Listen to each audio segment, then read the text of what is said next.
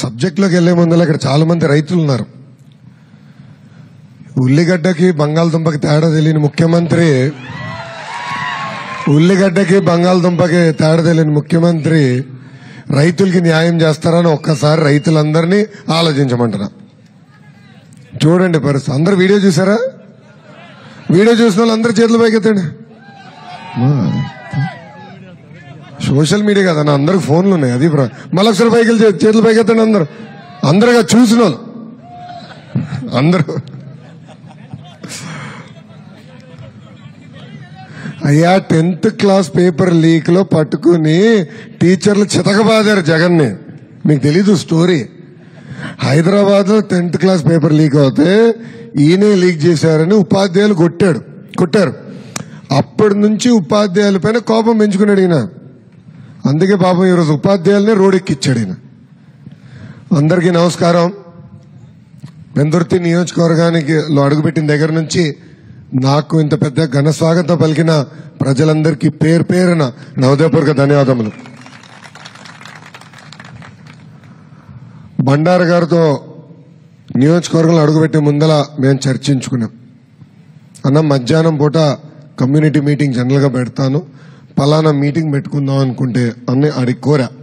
ప్రసక్తే లేదు, పంచగ్రామాల సమస్య మాకుంది, మీరు తెలుసుకోవాలి, ఆ సమస్యని శాశ్వతంగా పరిష్కరించాలని పట్టుబట్టారు బండారు గారు. అందుకే ఈరోజు ఈ మీటింగ్ కూడా మనందరం ఏర్పాటు చేసుకుంటాం జరిగింది. పెద్దలు చెప్పినట్లు గత 2 రోజులుగా వేదికమైన ఉన్న పెద్దలు, శాసనసభ్యులు, మాజీ శాసనసభ్యులతో మేమందరం కూర్చుని ఈ ఇష్యూ గురించి చర్చించాం. దాదాపు 12,000 ఎకరాలు, 18,000 ఇల్లుకి సంబంధించిన సమస్య అది.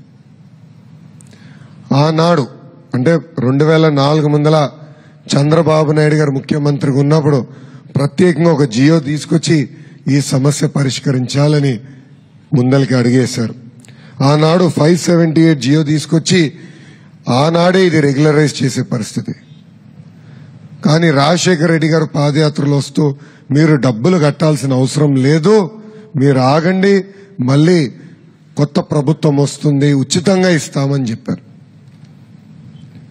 ఆయన ఈ సమస్య కాదు, రాష్ట్ర వ్యాప్తంగా ఉన్న ఎండోమెంట్ భూములు అన్ని కలిపేసి ఈ సమస్యని చాలా కాంప్లికేట్ చేశారు. మళ్ళీ ఆయన చనిపోవటం జరిగింది. తర్వాత వచ్చిన ప్రభుత్వాలు ఇది పట్టించుకోలేదు. కానీ తెలుగుదేశం పార్టీ అధికారంలోకి వచ్చిన వెంటనే మొదటి కేబినెట్ మీటింగ్ విశాఖపట్నంలో ఏర్పాటు చేసుకుని ఈ సమస్యని యుద్ధ ప్రాతిపదికంగా పరిష్కరించాలని కేబినెట్ తీర్మానం కూడా చేస్తాం జరిగింది. ఆనాడు కేబినెట్ తీర్మానం మేరకు ప్రత్యేకంగా మళ్లీ జియో 229 తీసుకొచ్చి ఈ సమస్యకి శాశ్వతమైన పరిష్కారం చేద్దామని ముందలకు అడిగేశాం.